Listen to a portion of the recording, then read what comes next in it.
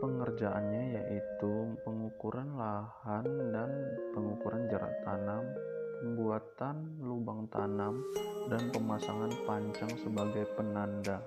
Pengelolaan lahan dapat dilakukan dengan 3 cara. Cara yang pertama yaitu manual, menggunakan tenaga manusia dan alat-alat seadanya. Yang kedua yaitu cara mekanis, menggunakan alat-alat pertanian seperti traktor dan bulldozer.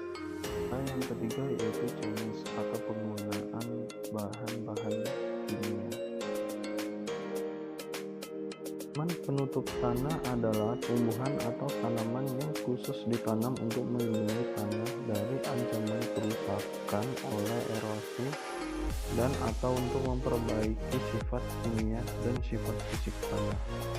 Beberapa jenis tanaman penutup tanah yang biasa ditanam adalah Mucuna caecosinensis, Fueraria japonica, dan Mucuna brateata.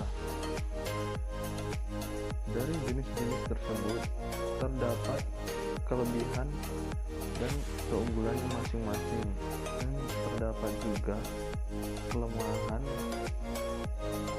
pada jenis-jenis tanaman tersebut. Dan ini adalah contoh tanaman kacangan yang telah ditanam. Tahap pre-nursery diawali dengan persiapan media tanam, penanganan kecambah, pelaksanaan persemaian, program pemupukan, penyiraman dan pengendalian gulma, serta pengendalian hama dan penyakit. Dan yang terakhir adalah seleksi bibit. Pengerjaannya yaitu kecambah tanaman kelapa sawit ditanam di polybag berukuran kecil, yaitu ukurannya 0,05 mm kali 15 cm kali 23 cm berwarna hitam yang telah diisi oleh tanah dan dicampur kompos. Setelah 4 bulan barulah melakukan seleksi tanaman untuk masuk ke tahap pembibitan selanjutnya. Di tahap ini, bibit dipindahkan ke polybag dengan ukuran yang lebih besar, yaitu 40 kali 50 cm, tebal 0,11 mm, berisi 15 sampai 30 kg tanah. Setelah dilakukan perawatan selama 12 bulan, barulah bibit dilakukan seleksi untuk menghindari bibit yang terkena penyakit dan tidak bisa ditanam. Tahap penanaman bibit yang pertama dilakukan yaitu pembuatan lubang tanam biasa dengan cara melubangi titik pancang pada ukuran 60 x 60 x 60 cm. Pembuatan lubang dapat dilakukan dengan cara manual, yaitu menggunakan cangkul atau secara mekanis dengan menggunakan hole digger. Sebelum bibit ditanam, kedalaman lubang tanam disesuaikan dengan ketebalan tanah di polybag.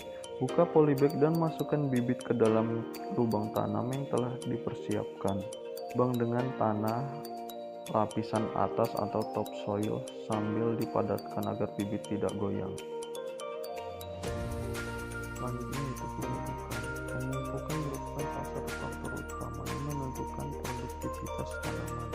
Memerlukan pemupukan baik pada tahap pembibitan, tanaman belum menghasilkan atau TBM, maupun tanaman menghasilkan atau TM.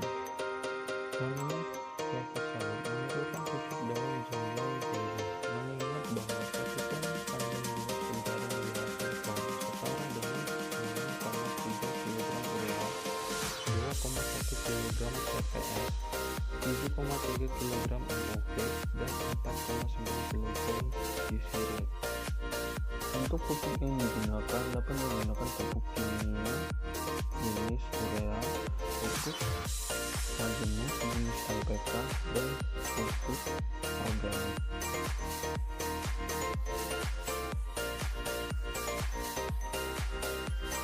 Panen merupakan pemotongan panen buah dari pohon sampai dengan pengangkutan ke pabrik yang meliputi kegiatan pemotongan tanggal buah matang, pengutipan brondolan, pemotongan pelepah, pengangkutan hasil ke TPH, dan pengangkutan hasil ke pabrik. Ciri tandan buah matang yang siap dipanen adalah warna buah orange kemerahan, sudah ada buah yang lepas atau berondong.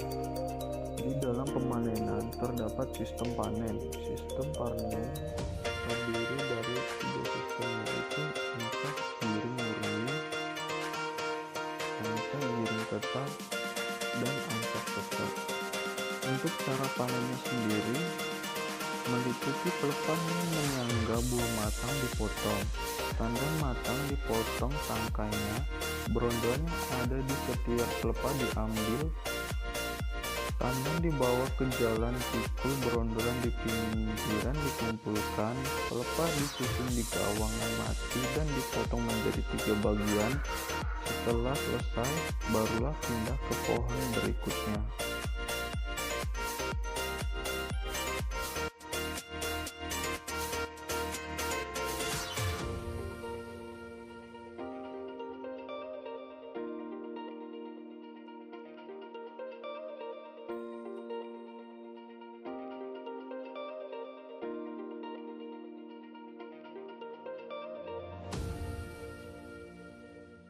Selanjutnya kita masuk ke tahap pelangsiran. Buah yang telah dipanen tadi dibawa menggunakan kereta sorong untuk ditaruh ke tempat pengumpulan hasil atau TPH, dan selanjutnya menunggu mobil untuk memuat dan membawanya ke pabrik.